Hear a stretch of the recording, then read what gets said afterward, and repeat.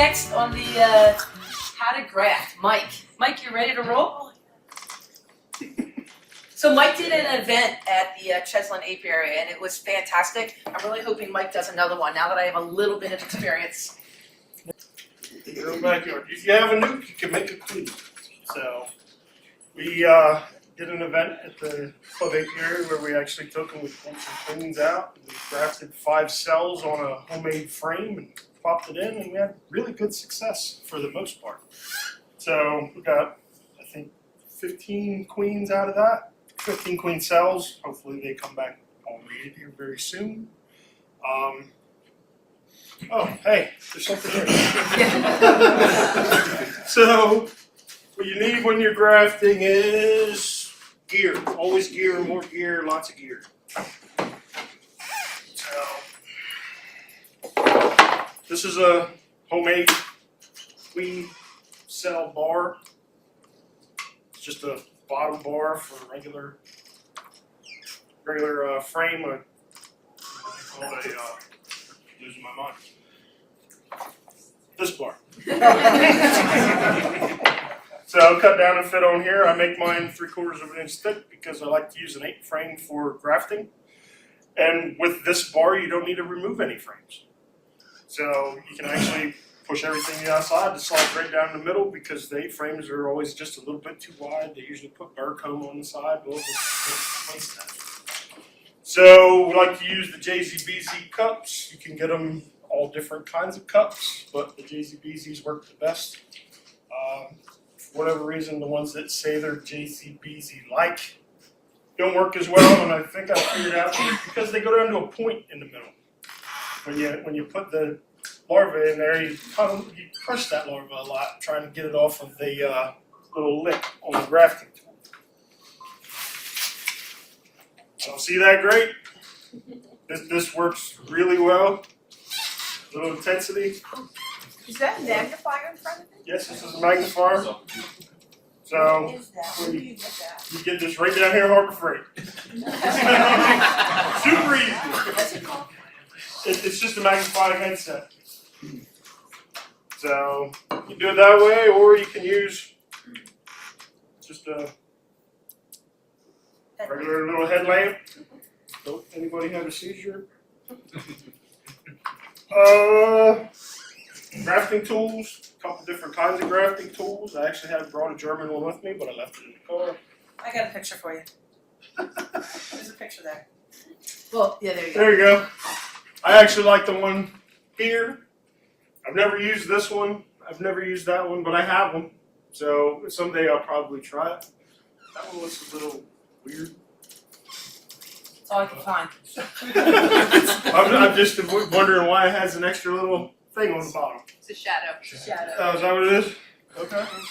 Yeah, that makes sense. So what you would do is you would get the larva right here on the very edge of it, and it would be small, shaped like a comma is the best. You want to get it before it's fully into a C shape inside the bottom of the cell. Scoop it up with a little bit of jelly, drop it right in the cup, and you're pretty well good to go with that. I mean, you got to keep them damp. You can't let them dry out in the cups, which I think is probably where we had our issue this week. It was a little warm, might have dried out. My preferred method, crazy as it may be, is sitting on the toilet with the shower running to graft, because it closes the door, you have a bunch of steam in the room and keeps the room moist, and you're good to go. I don't Cover have it a up with picture of that. I said sitting on it with the lid closed. So, I actually prefer when I'm grafting to hold it like this. They make all kinds of stands and crazy contraptions for doing it, but I actually prefer to just hold it like this and do it with my little headlamp on. Works great for me, and I had a horrible time trying to get grafts to work last year, so anything that works is good.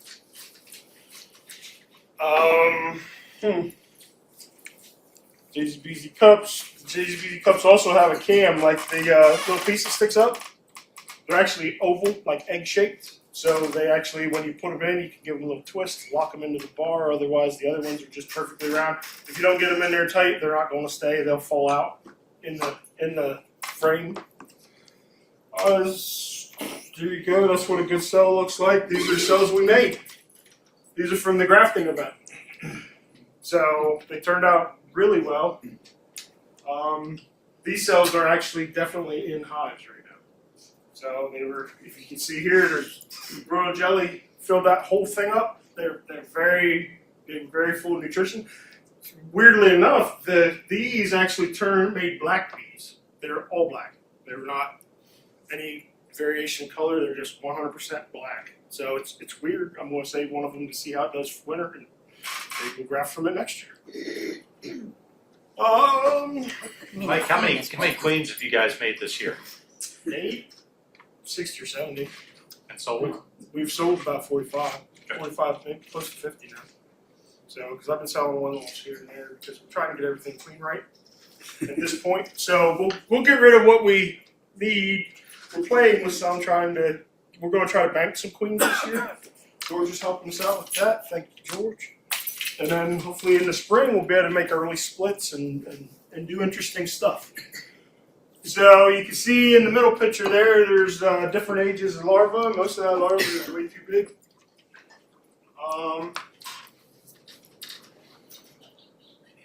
Probably this one. You can't hardly see. She's probably about the right age. You can make a queen out of most everything on there. It's just not going to be a really good queen. So that's way too big, way too small. So Why would the smaller Closer picture. Why would the smaller ones not work out? The eggs? I'm sorry? Why would the smaller egg cells not work out? Eggs won't stick in the cup. They have to actually be a larva before you can transfer them. So I thought the same thing myself. And Mike, why is the cell the seed have to be so small? It's just that the right timing of the royal jelly, like they won't get enough See by this that one here? stage. Yeah, They've already started feeding that worker jelly. right. That's So what I thought. Okay. you want to get them before they start feeding worker jelly. You want to have the smallest amount of jelly possible, but there still has to be some. Otherwise, it won't stick in the next cell. So which of those cells do you think is the preferred? If I was going to do one, it would be this one, and you can't see it. So you're not really just looking at the size and shape of Maybe the this one right here. Yeah, bottom right. There you go. That one. Doesn't look like You're anything. looking at the jelly as much as you are the size and shape of the You want to have minimal jelly.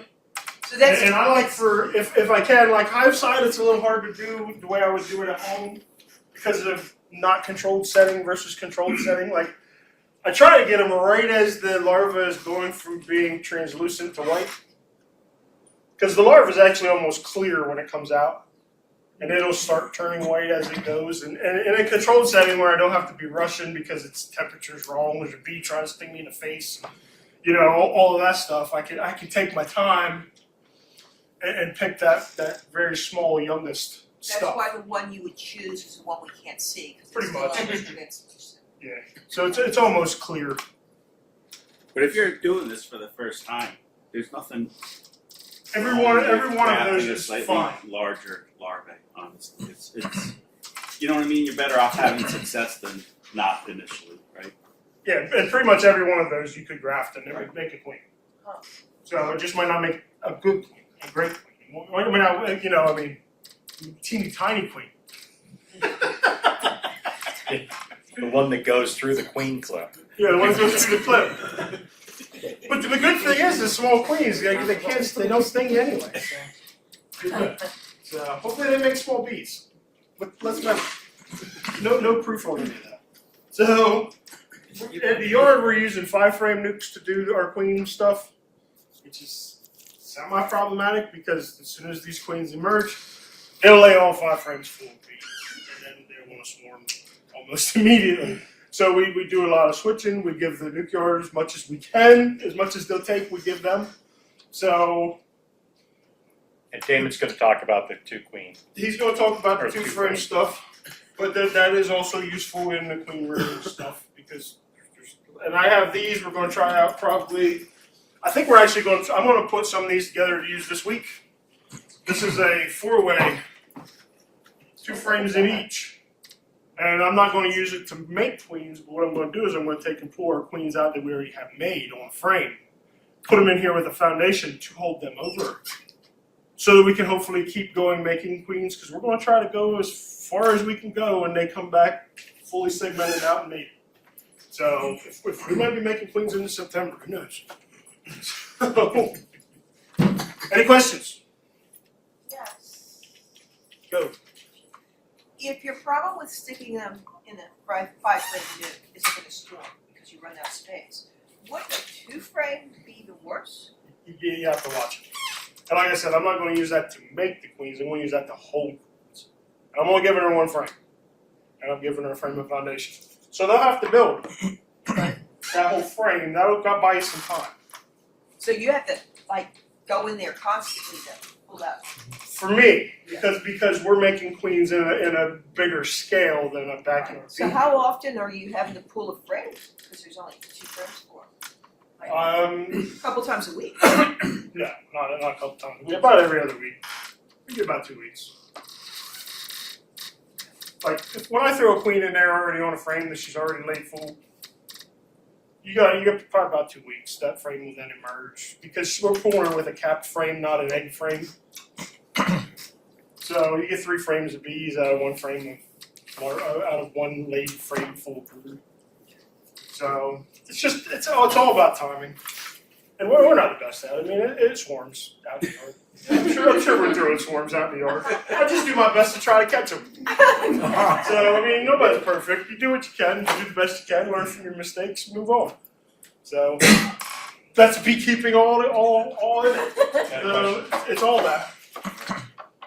Go ahead. I have 2 questions. I want you to ask the group to say who's graphed here before. And then my other question is that box that you created, are there entrances for the bees? Not yet. It's not done.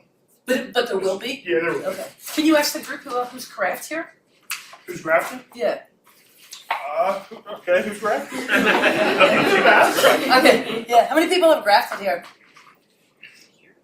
How many people enjoy it? That's all you Try it. So that's interesting. I thought as a 6-year beekeeper, I probably was the only one that never graphed. So I feel better that I just learned how to do it, and not a lot of people have done it. Why has anybody never done it? I think we make it too complicated, and I think it's what Mike does out at the apiary is great because anyone it's $1 Chinese grafting tool and a 10-cent JZBZ cup, and you can pull a larvae out and put It it seemed in. very accessible, very easy to do. Yeah, we just need to make it. Need more people to come out and do it. We need to do it again because I really enjoyed that. We're going to work on it next year. Do you want Talk it on a to George. weekend at some point? Okay. Well, the problem with doing it on the weekend Uh-huh. is if we do it on the weekend, you have to put the cells in a hive on a Wednesday. Oh. So that's where it gets complicated, but we can make that happen. We're going to do some classes. Well, we did it on a Friday and you put them in on Tuesday, right? Something like that. Yeah. So what's the difference? Tuesday, Wednesday? Yeah, something like that. What's the point of, is that to keep bees out? That, So we don't get stung in the face okay, while we're so trying that's, to- yeah, okay. Wait, that tent with 4,000 holes in it? Yeah, that's but hey, only one of us got stung in the face. Who was that? Donna? I don't know. Who? Who did you? I don't think so. Yeah, stung in the neck, didn't you? I don't think so. Because we set up a little thing where we go out and then go around the vehicle, come back, and not a straight line back. Oh, I and was somebody chasing me. walked straight back to the Yeah, to the that tent. was me. That was me. So, and for the most part it worked. We didn't really have any bees bugging us out there. No, I thought it was pretty good. Yeah. So maybe we can buy the grafting tools in bulk, and people that show up can take home a grafting I tool. gave everybody a grafting tool to show up. Cool. So, I mean, they're like $8 for 15 of them. Right. So, Yeah, they're pretty cheap. everybody that showed up, I gave a grafting tool to take home because when you're grafting, if you don't get it, you actually take and you lick the jellies and the honey and stuff, because that's what it tastes like. It tastes like honey. Off, not the larva, just the goo.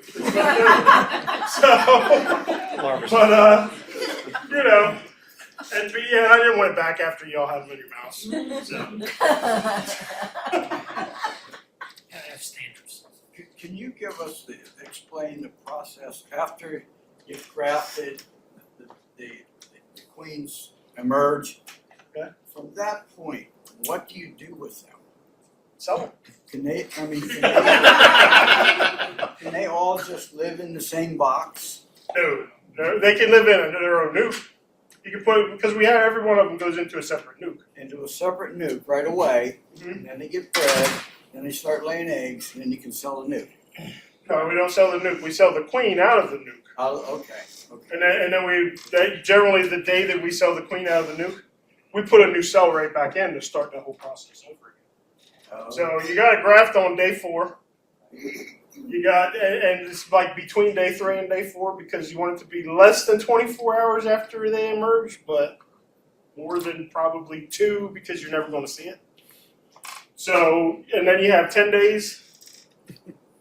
You have 4 days after you graft, the cell will be capped, and on day 4 you can technically move her into what I use is I put her in an incubator.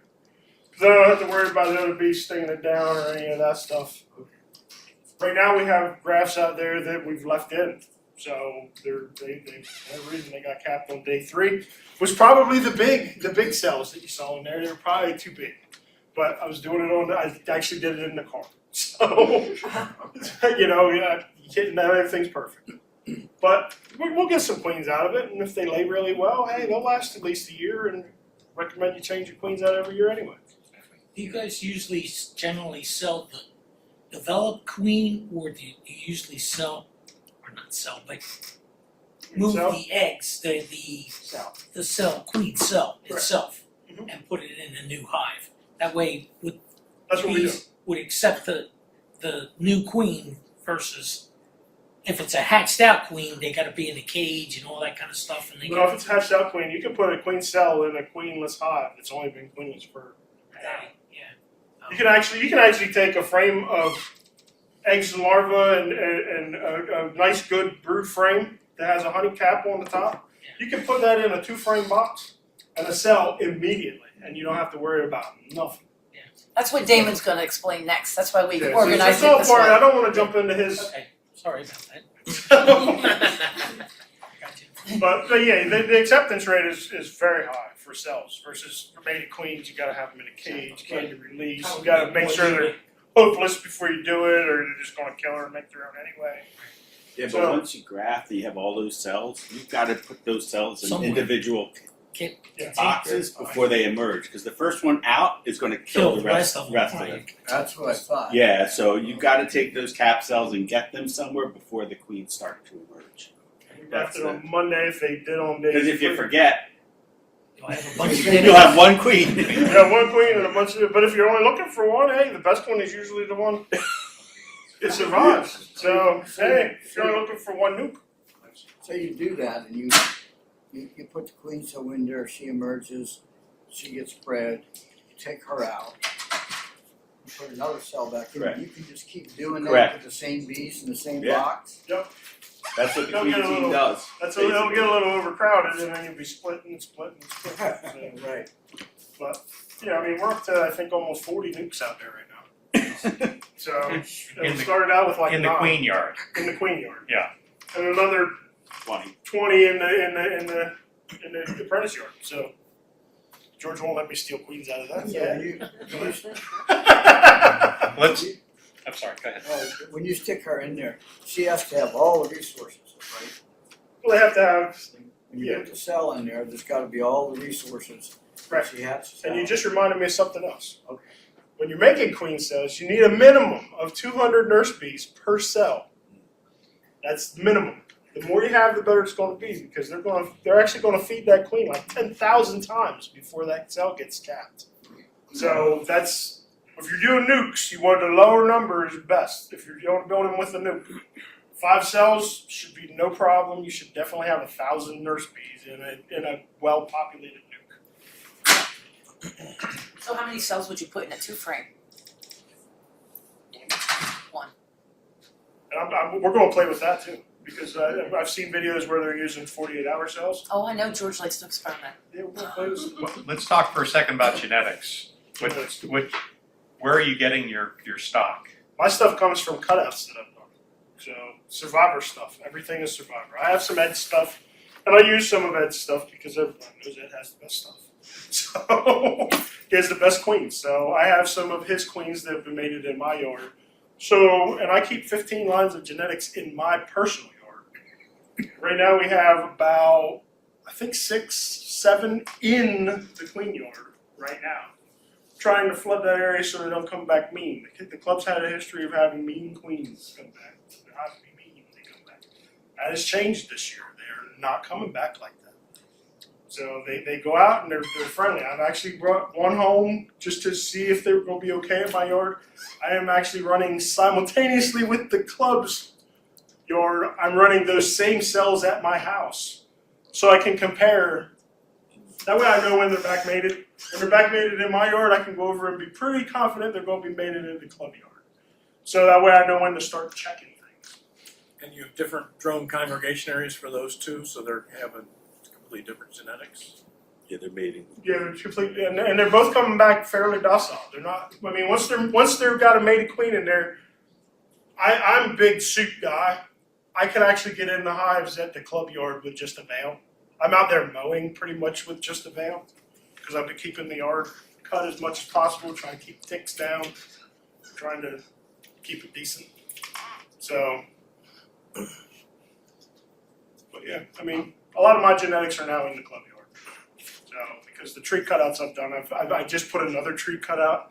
I don't know if you guys look at the pages on Facebook. You guys look at Facebook stuff at all? Anybody? Mm-hmm. Because I post like pictures of our brood, pictures of our queens that we're making. I should probably start posting pictures of the cutouts that I do so you guys can see where these bees are actually coming from, where they're originating. I did a tree cutout last week or 2 weeks ago that I brought over to the yard. I was actually able to run a chainsaw and they did not try to kill me. Why do you think cutouts have better genetics? Because they've been on their own. These cutouts are at least 3 years old with no human intervention. So they gotta be, they've been surviving on their own. They gotta be better than anything from the south, I can guarantee you that. So you think they have better mite resistance or something like that? Better mite resistance, better longevity. I mean, there's tons of reasons. I mean, they're local. I mean, they've been in a tree for 3 years, or they've been in I did a cutout in Kennett Square. The lady who lived there died. She used to enjoy, the story is, she used to enjoy watching the bees coming in and out of the house. She had 2 separate hives on either side of the window, and she used to sit in a lawn chair and watch the bees flying in and out of the house. And she used to relax her. Hey, that's great. I love sitting out in the yard in my lawn chair watching my bees come and go out of the house too.